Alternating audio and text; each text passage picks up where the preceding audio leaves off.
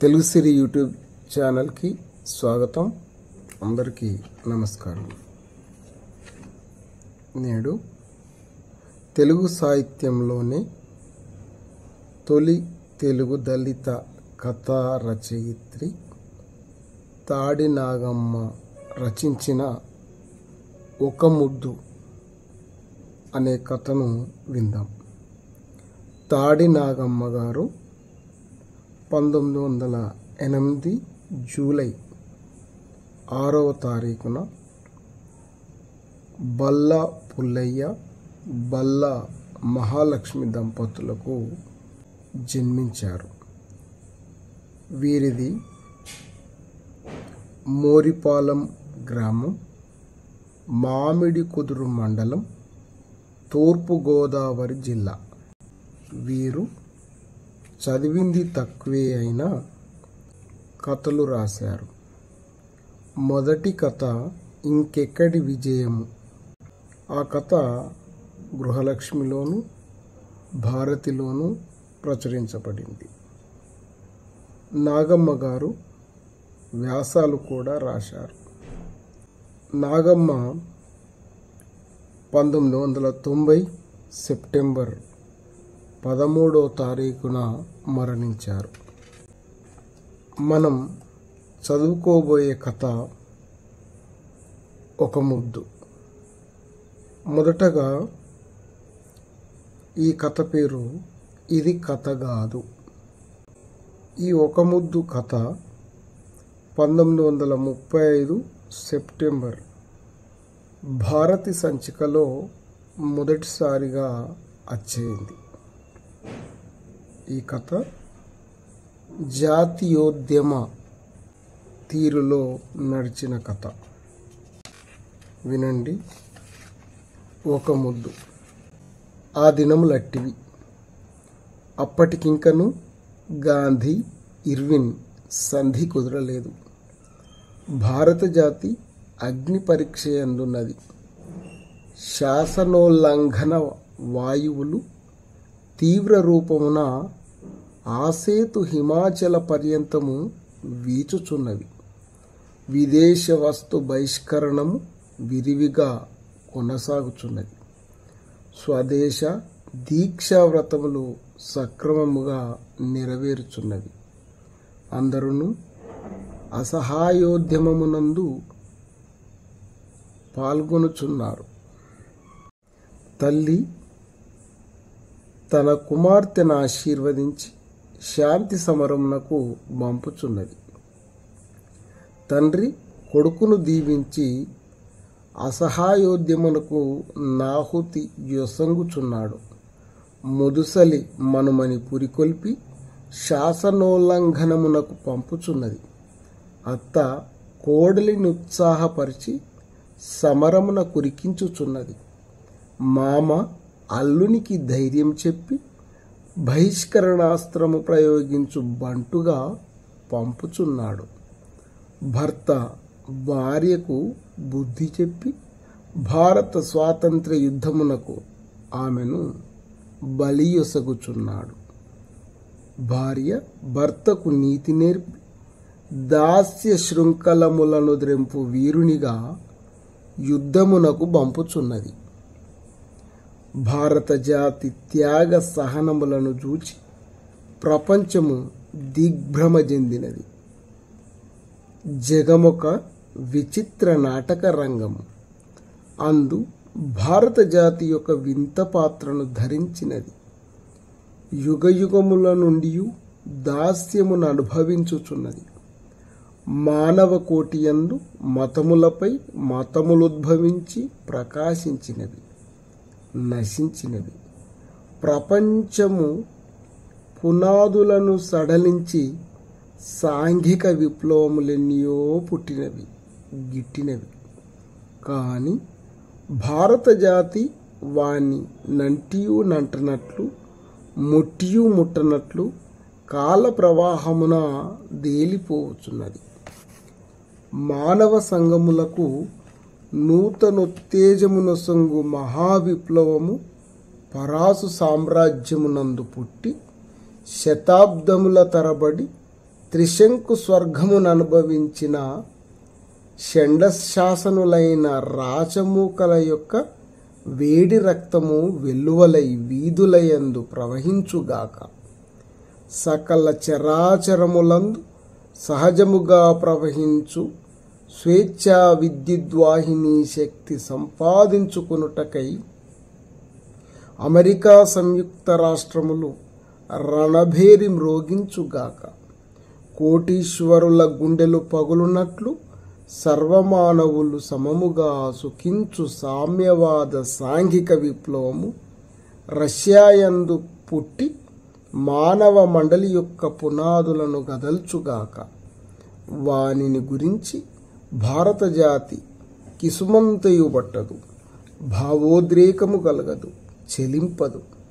Turkey ప్రజాస్వామికమునందు camel Pasha ప్రాధాన్యము వహించి స్త్రీలకు స్వాతంత్ర్యమిచ్చిన భారత జాతికి వలికినదేమి? జపానుచే చైనాయందు మంచుకు రాష్ట్రము కల్పింపబడిన భారత జాతికి పోయినదేమి? అమెరికనుల నుండి ఫిలిప్పైను దీవులు స్వాతంత్ర్యము సంపాదించిన భారత జాతికి కలిగినదేమి? జర్మనీయందు హిట్లరిచే యూదులు వేటాడబడిన భారత జాతికి నష్టమేమి? భారత జాతి దృష్టిలో హిట్లర్ నాజీ సిద్ధాంతములు నాస్తికములు. మనసులోని యొక్క ఫేసిజము తత్వము పనికి మాలినది. లెనిన్ యొక్క సామ్యవాద సూత్రము అసాధ్యమైనది. రూసో యొక్క మానవ హక్కులు కలలోని వార్తలు. నిర్జీవ జాతి. కర్మ సన్యాసము మెండు, క్రియాశూన్యత నిండు, చలనము లేదు, భావము శూన్యము, ఉద్రేకము సున్నా. యుగ యుగముల నుండి జాతి క్రుల్లి క్రుల్లి మగ్గుచున్నది. క్రియాశూన్యములైన ఉపన్యాసములు, కర్మశూన్యములైన వేదాంతములు భారత జాతి సొమ్ములు.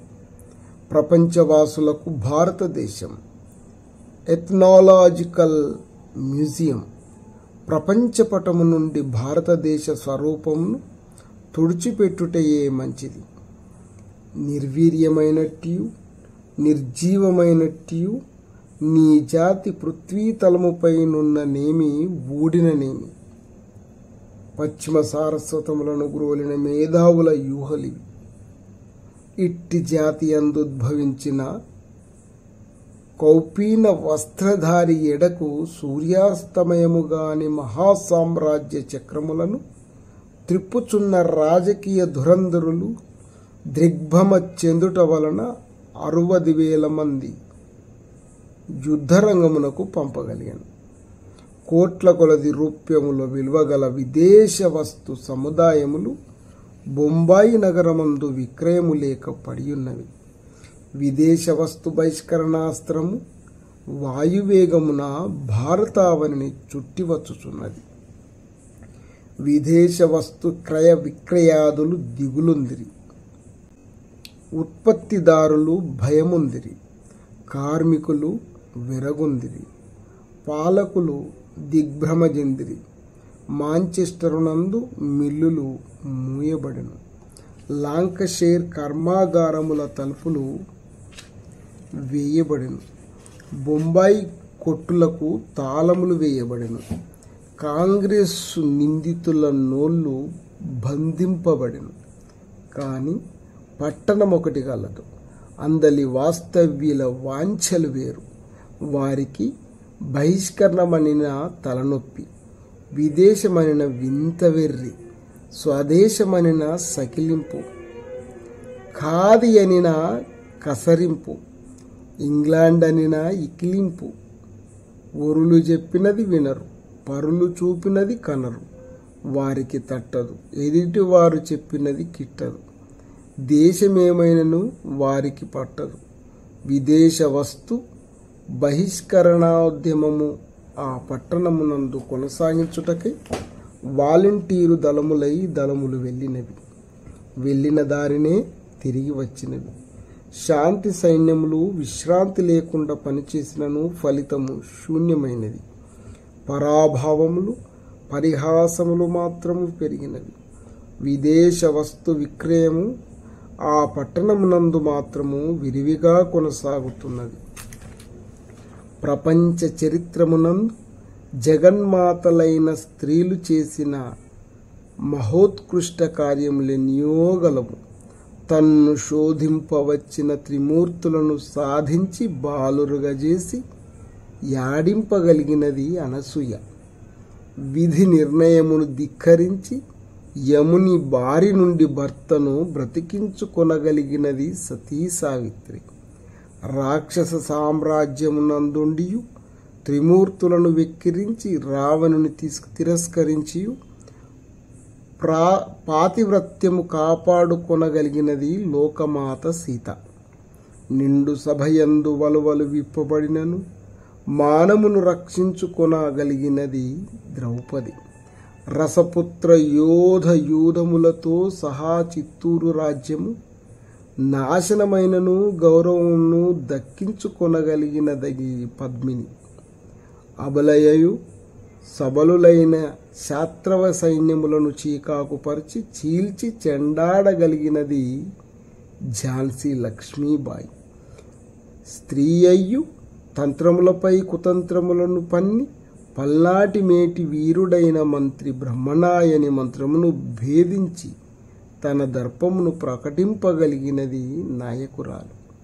విజయోత్సవముతో పరాసు రాజ్యము కవలింప చనుదెంచు ఆంగ్ల సైన్యములను దునుమాడగలిగినది జోన్ ఆఫ్ ఆర్కు కన్య. ఏ మానవుడు సాహసించి చేయజాలనట్టి ప్రయాణమును దలపెట్టి విమానముపై ఈ భూగోళమును చుట్టూ రాగలిగినది మిస్ ఆమె జాన్సన్. అఖిల ప్రపంచ రాజకీయ తంత్ర కుతంత్ర మహామంత్రములకు జనీవా పట్టణము పేరుబడిన రంగం. అందు అఖిల ప్రపంచ మహిళా సమావేశము జరిగినది. పెక్కు జాతులందరూ పాల్గొనిరి. భారత స్త్రీలను పాల్గొనిరి. మహాసభ జయప్రదముగా జరిగినది. పలువురు స్త్రీ జనోద్యముల గురించి ఉపన్యసించిరి. ప్రస్తుత ప్రపంచ పరిణామము నవలోకించుచు తమకు వలయు తీర్మానముల గావించుకొనిరి. వెంటనే ఆయా జాతి స్త్రీలు నిర్ణయింపబడిన ప్రత్యేక స్థలములందు చేరి తమ తమ జాతీయ గీతములను పాడుచు వారి వారి జాతీయ పతాకములకు వందనములు చేయసాగిరి. భారత నారీమణులను ఒక ప్రత్యేక స్థలమునందు చేరిరి. కానీ వారికి జాతీయ పతాకమెద్ది అఖిల ప్రపంచమునెదుట ఆంగ్లేయ పతాకమునకు నమస్కరించిన భారత జాతికి వ్యక్తిత్వం ఉండునా? తలవంపులు కాదా? వారికి సుమంత దూరముననే ఆంగ్ల స్త్రీలు తమ పతాకము నెగరవేసి గీతములను పాడుచున్నారు. భారత స్త్రీలేమి చేయగలరు? వారికేమి తెరువగలదు? అందుకై నియమింపబడిన 5 నిమిషముల సమయము గతించిపోచున్నది. అబలులేమి చేయగలరు? కద్దరు చీరగట్టిన యొక్క నారీ లలామ తన పైట చెరుగును చింపి బల్లపై నెక్కి భారత జాతీయ పతాకముగా నిగరవేసి జాతీయ గీతమును పాడసాగెను. తక్కిన వారు చుట్టూను చేరి గీతమును పాడుచు ఆ పతాకమునకు నమస్కరించి అఖిల ప్రపంచమునెదుట మానవ సంఘమునందు భారత జాతికి వ్యక్తిత్వము గల స్థానం ఏర్పరపగలిగిన వారని వినుటతోడనే ఏ భారతీయుని దేహము పులకరించదు? 18 ఏళ్ల యువతి మానవ సంఘమునందొక యుచిత స్థానము సంపాదింప శాంతి సమరము సాగించుచున్న భారతమాత పుత్రికారత్నము తన శక్తి కొలది విదేశ వస్త్ర బహిష్కరణోద్యమమునందు పాల్గొనుచున్నది. ఏ ఏ స్థలముల యందు బహిష్కరణాస్త్రము పనిచేయుట లేదో ఆయా స్థలములకెల్లా వెళ్ళి దేదీప్యమానముగా తన పనిని కొనసాగించుచున్నది. ఆ పట్టణమునందు బహిష్కరణాస్త్రము పనిచేయుట లేదని ఆమెకు తెలియవచ్చును. తానా పనిని కొనసాగించదనని ఆమె బయలుదేరను.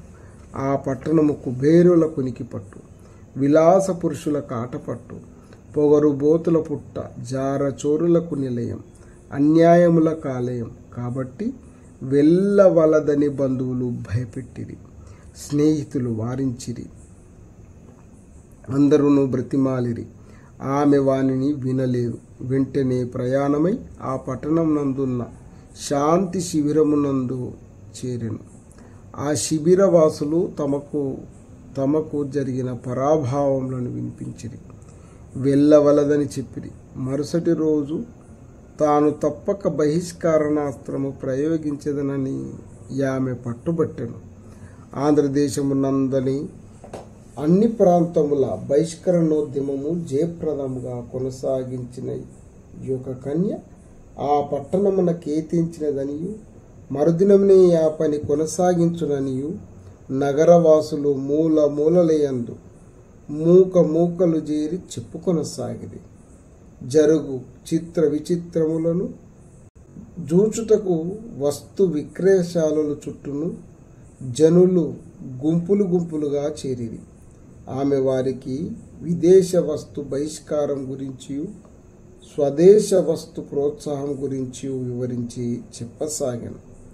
ఇంతలో ఫోర్డ్ మోటార్ నెక్కి ఇంగ్లీషు సూటుతో, పరాసు హేటుతో, బెల్జియం టైతో, వియన్నా సులోచనములతో, నార్వే బూట్స్లతో, అమెరికన్ క్రాపుతో, ఫ్రెంచ్ కటింగుతో, జర్మను తైలములతో, స్వీడన్ చేతిబెత్తముతో, వర్జీనియా సిగరెట్టుతో, కాకినాడ కారపు కిల్లి నములుచు, పాశ్చాత్యపు టిక్కులను ప్రదర్శించుచు, అభినవ వయ్యారములను వెలిబుచ్చుచు, నవనాగరికత ఎంతయో తన ముఖము పైననే తాండవమాడుచున్నట్లు భ్రమించుచు ఒక యువకుడు విదేశ వస్త్రములను కొనుట కేతించెను.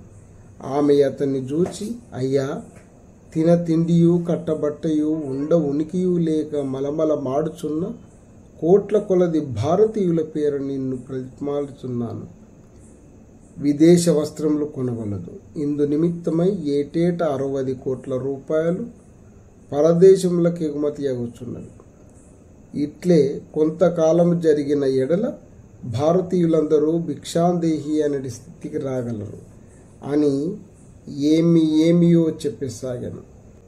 ఆ ధనమదాంధుడు ఆమె నాపాదమస్తముగా నవలోకించెను, కనుబొమ్మలు చిట్లించెను, పెదవి విరిచెను. నిండు జవ్వరాలు కథలయందును కావ్యములందును చెప్పబడిన వారి ఈమెకు సయరారు. కద్దరు చీర ఆమె సోయగమునకు మరింత వన్నె తెచ్చెను. అందును ఉత్సాహపూరితమై ఉన్నది గాన ఆమె ముఖము జ్యోతి వలె ప్రకాశించసాగాను. ఆ యువకుడు ఆమెనట్లే తేరి చూచి ఇట్లనను, నీవు చెప్పు మాటలు వింటిని. నా స్థితి ఇది. నా ఇల్లంతయు విదేశ వస్తుమయము, నా మోటారు విదేశ వస్తువు, నా వస్త్రములు విదేశీ వస్తువులు, నా తల నిండా విదేశ భావములు, నా కడుపు నిండా విదేశ ఫలహారములు, నా ఊపిరితిత్తుల నుండా విదేశపు సిగరెట్ల పొగ. పెండ్లికై 1000 రూపాయలతో వస్త్రముల కొనుటకు వచ్చి తిని నిన్నొక విషయం అడిగేదను. అందుకు నీవు అంగీకరించిన నీటితో స్వదేశ దీక్షను అవలంబించేదను. ఒక ముద్దునిచ్చెదవా? చుట్టూనున్న వారు భయాశ్చర్య సంభ్రమములతో నిశ్చేష్టులై నిలుచుండరి. ఏమి జరుగునో, ఆమె ఏమి చెప్పునో ఒక నిమిషమైనది, రెండవది అయినది. అంత నా భారత పుత్రికారత్నము దిగునోత్సాహంతో ఇట్లనను, నాకిరువురు అన్నలు గలరు. అనుదినము నన్ను ముద్దిడుకొని ఆశీర్వదించి శాంతి సమరమునకు పంపుచున్నారు. యుగ యుగముల నుండి అనసూయ, సీత, సావిత్రి, పద్మిని, రాణి, సంయుక్త మొదలగు పతివ్రతమ్మనులకు నిలయమైన ఈ భారతమాత పుత్రికనయుండి తరతరముల నుండి దాస్యమును అనుభవించు తద్విముక్తికై శాంతి సమీరమునర్చుచున్న భారత సైన్యమునందు వీర వనితనయుండి విదేశ వస్తువులనడి హాలాహలమునకు నాహుతి అగుచున్న నీబోటి సోదరుని రక్షింపనొక ముద్దియలేనా? నీవు నా మూడవ తోబుట్టువు. అన్నా రమ్ము రా, ఒకటి కాదు వలయునన్ని గునుము. ధనమధాంధుడు కొయ్యబారెను. ఇక యూపిరి లేదు, దినయూపిరి లేదు, అంతకంటేనే లేదు. ఓడలు వణికెను, దేహము కంపించెను, తల తిరిగెను, కనచూపు తగ్గెను, కాళ్ళ పటుత్వము తప్పెను, ముచ్చెమటలు గ్రమ్మెను, ప్రాణంబుల్ టావుల్ దప్పే, మూర్ఛ వచ్చే. ఇది కథ. తాడి నాగమ్మ గారి ఒక ముద్దు కథ. భారతి మాసపత్రిక